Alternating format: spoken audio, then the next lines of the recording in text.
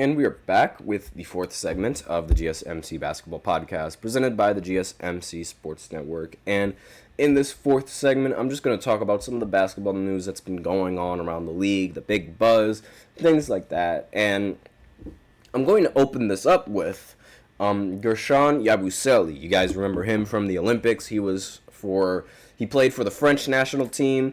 He was Victor Wembanyama's teammate. He was playing very, very well in the tournament play after the quarterfinals were announced. And he also played pretty well for France in general. And he also got the nickname of the French Ben Wallace. I really, if you look at him, he looks pretty similar to Ben Wallace. Has the same haircut, has the same headband. Also, you could argue that he even plays a little bit like Ben Wallace, being a bit of a menace in the paint and a little bit more with an offensive game than Ben Wallace, but still, he's mainly known as the French Ben Wallace simply because he just looks a little bit like him. And he recently signed with the 76ers. He signed a 1-year, $2.1 million contract with this team. So, if you guys remembered from the previous segment, I was hoping that the Spurs, or I was, saying that the Spurs should try and acquire him, but the 76ers apparently, they beat me to it. They beat the Spurs to it, and it really shows just, how the Olympics can, how scouts view the Olympics and how, they're trying to acquire as much talent from overseas as they possibly can. And, I'm excited for him. I'm excited to see how he does in the NBA. He played for the NBA before. His career in the NBA didn't just start. And so, it should be noted that he had a career in the NBA before his, I guess you could say, his popularity in the Olympics. And he's really known for dunking on LeBron James, and a lot of people are making the joke that was the big reason as to why he even got a contract in the first place. It was the fact that he dunked on LeBron James, but I doubt that's the case. And he did, again, like I said, he did play in the NBA before. He was a power forward. He played in 2017 and 2018, and his career ended in 2019. And he didn't start that many games. He only started 5 total games in his career, and he was playing for the Boston Celtics. In his career for the Celtics, he averaged 2.3 points per game, shot 44% from the field, 54% from inside the arc, and 32% from outside the arc, as well as 68% from the free throw line. And, he just didn't have a career after that. So it makes sense how he just wasn't re-signed for the Boston Celtics, because I guess he just didn't do much for the Celtics and didn't really fit well for the rotation. But now that he's on Philly, I guess we'll see just, how he fares with the 76ers there. Now, in some other news, sparking about the NBA, there is some serious talk not really between a lot of people, but Bill Simmons has said that there was legitimate buzz around Jeff Bezos purchasing the Boston Celtics. Yes, Jeff Bezos is possibly purchasing the Boston Celtics. Now, for those of you guys who don't know who Jeff Bezos is, he is the founder of Amazon, and he is the executive chairman of Amazon.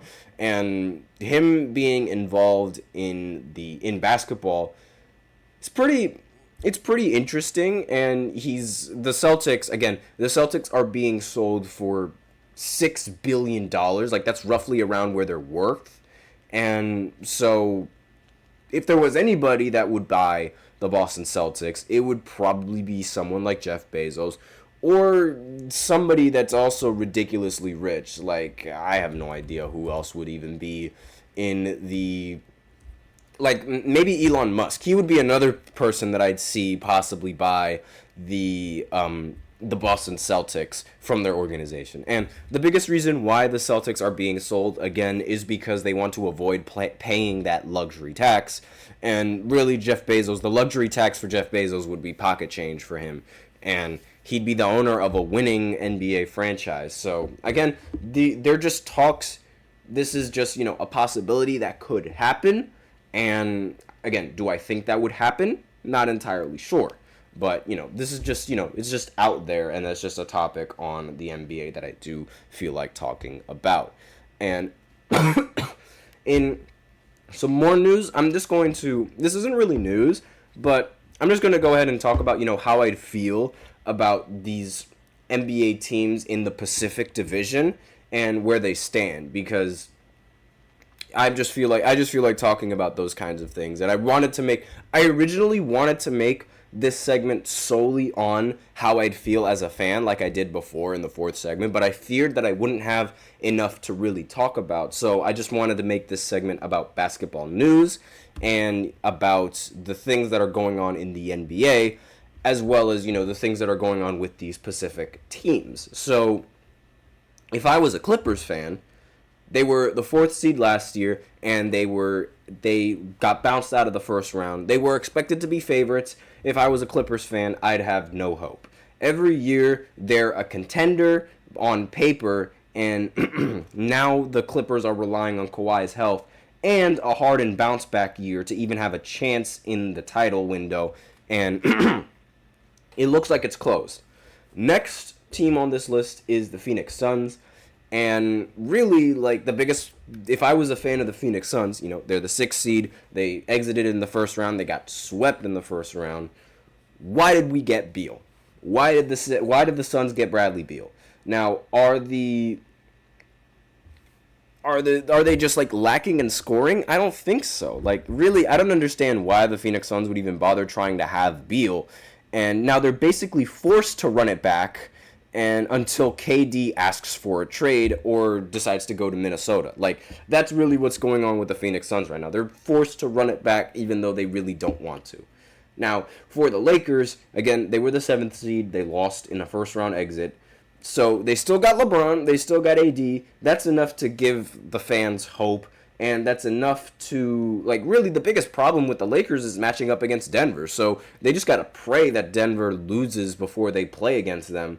And really, they've shown that they can beat any team in the Western Conference, aside from beating Denver. For some reason, Denver turns into a completely different animal. If you want, I could do a whole segment on Jamal Murray destroying the Los Angeles Lakers. I could do an entire segment on that. If you guys are interested in that, let me know in the comments. And for the next team, the next two teams, the Kings and the Warriors, they both lost in the play-in. And so, really, for the Kings, if the stars align, Keon Ellis needs to start and keep our defense decent. DeMar and Domas Sabonis needs to be a competent floor spacer, as well as, being just a great shooter overall. DeMar has to do that. And if he's able to do that, then the Kings are in business. Now, for the Warriors, if I was a Warriors fan, I'd feel very sorry for Steph. They failed to put a contending team in the later years. They've done it in the previous years, but now he's finally getting the LeBron treatment of not having competent teams and competent teammates, and they'd rather focus on Pods, Kuminga, and Moody just to see just how well they develop in the timeline of having Steph Curry. So that's all that I have to talk about in the fourth segment. I know it was sort of all over the place, but really there's not really much to talk about for basketball going into basketball news. So I just made the entire thing about basketball news and went in and talked about, if I was a fan of all of these teams, because why not? It's my segment. I can do what I want to do, because I feel like, that's sort of, talking about news and then talking about how I feel about a team. I mean, there's not really that much news to derive from in the NBA right now. So it was just in case I didn't have anything to talk about later and no news broke out, because I thought news was going to break out in the NBA world, but it really didn't, aside from the fact that Noah Lyles didn't know who Nikola Jokic was. But I really don't want to talk about Noah Lyles that much, because after he said that, I realized that he's just trying to get attention.